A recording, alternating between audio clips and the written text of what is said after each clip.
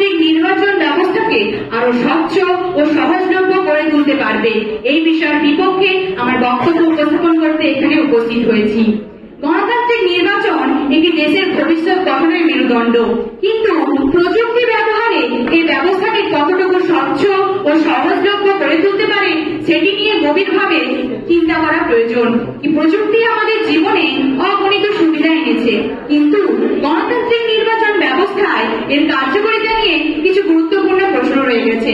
আমি প্রথমেই বলি, বর্তমান সমাজে দাঁড়িয়ে প্রযুক্তির সঙ্গে মানুষ ওতপ্রোতভাবে জড়িত। যেখানে প্রযুক্তি ছাড়া মানুষ এক পাও ফেলতে পারে না, সেখানে দাঁড়িয়ে মানুষ প্রযুক্তিকে কাজে লাগিয়ে কতই না কিছু ব্যবহার করছে। তাই প্রথমেই বলি, এই প্রযুক্তি নির্ভর নির্বাচন ব্যবস্থার একটি পদ্ধতি হলো ইভিএম বা অনলাইন ভোটিং সিস্টেম, যেটা ভবিষ্যতে কার্যকর করা হবে। সেটা কিন্তু হ্যাকিং এর শিকার হতে পারে, যার মাধ্যমে এই হ্যাকিং হওয়ার ফলে নির্বাচনের ফলাফল প্রভাবিত করার আশঙ্কা থেকে যায়। এটি শুধু গণতন্ত্রকে নয়, মানুষের আস্থাকেও নষ্ট করে। আবার বলা যায়, অপরদিকে ভারতের মতো একটি জনবহুল উন্নয়নশীল দেশে ঠিক মতো সাইবার ব্যবস্থা উন্নত নয়, আর সেখানে পুরোপুরি সাইবার ব্যবস্থা গড়ে ওঠার না কারণে যে ডিজিটাল পদ্ধতিতে নানা রকম তথ্য সংরক্ষণ করা হয়, সেগুলো কিন্তু হ্যাকিং হওয়ার সুবিধা খুব বেশি, এমনকি চুরিও হয়ে যেতে পারে। আবার এই প্রযুক্তির সাহায্যে মানুষ কতই না কি করছে আমি প্রথমেই বলেছি, এবং এই প্রযুক্তির সাহায্যে নির্বাচন ব্যবস্থা আরো এগিয়ে যাচ্ছে। কিন্তু এই প্রযুক্তি তো মানুষের দ্বারাই পরিচালিত।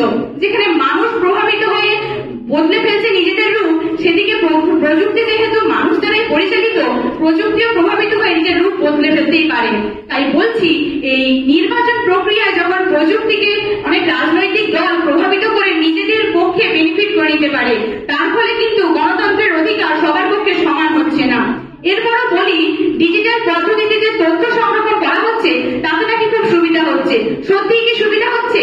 যেখানে কত কোড সিকিউরিটি, কত কড়া কোড, এছাড়াও বায়োমেট্রিক পদ্ধতিতেও না সংরক্ষিত কোড লক্ষ লক্ষ টাকা দ্বারা ব্যাংকে চুরি হয়ে যাচ্ছে, সেখানে দাঁড়িয়ে কি সহজ পদ্ধতিতে তথ্য সংরক্ষিত তথ্যগুলো চুরি হবে না? অবশ্যই হবে। এরপর বলি, আস্তে আস্তে প্রযুক্তি যত এগিয়ে যাচ্ছে ততই নির্বাচন ব্যবস্থা আরো ডিজিটাল ভাবে দেখা দিচ্ছে। কারণ বলি, এরপর যে অনলাইন ভোটিং সিস্টেমটা কার্যকর হবে, সেখানেও কিন্তু প্রযুক্তির অনেক কারসাজি দেখা যাবে। এছাড়াও অনলাইনে যে ভোট দিচ্ছে তার কিন্তু একটা নিশ্চয়তা রয়ে যায়। এছাড়াও অবশ্যই বলা যেতে পারে, অনলাইন যে ভোটার রেজিস্ট্রেশন চলছে সেটাও কি সত্যিকারে সেখানে কোনো কারসাজি করা থাকবে না।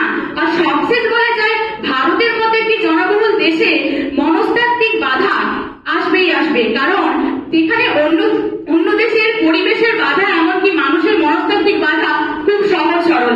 সেখানে দাঁড়িয়ে কিন্তু প্রযুক্তি নির্বাচন করা খুব সহজ, কিন্তু ভারতে এটা খুবই অসম্ভব ব্যাপার, বাধার সম্মুখীন হতে হবে।